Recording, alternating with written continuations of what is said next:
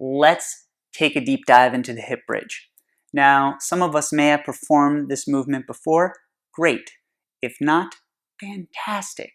The important thing here is that we're going to have to practice relaxing our glutes.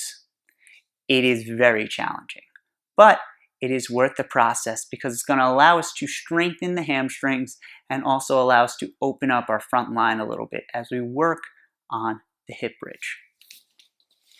So start with your feet about hip width apart, toes facing forward, and you'll lay flat on your back.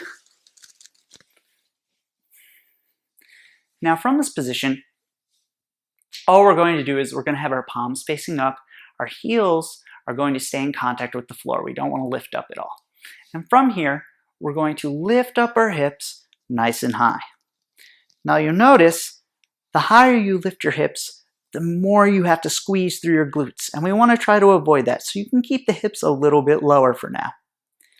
Now what I want you to do is I want you to squeeze your butt as much as you can. Squeeze those thighs as much as you can. Squeeze, squeeze, squeeze, squeeze, squeeze. And then you're going to relax everything and you're going to lift your hips up a little higher.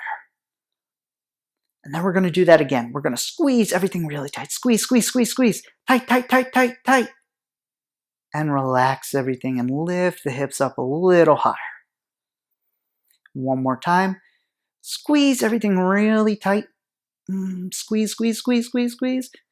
Relax and lift the hips up a little higher. Now you'll notice your hips are up pretty high, but your glutes, while they may be firing, they're not clenching. What happens when you perform the hip bridge is that if you hold on to too much tension and you're flexing your glutes as much as you can, you're going to run into some lower back discomfort, and that's something we want to avoid. So the more we can practice relaxing the glutes as we go up into our hip bridge, the better.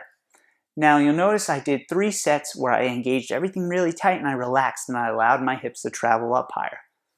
That counts as 1 attempt. So I would like everyone to try to do between 5 and 6 attempts for 3 sets.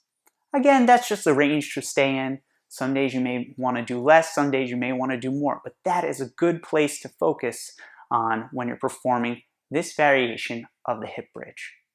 Give it a try.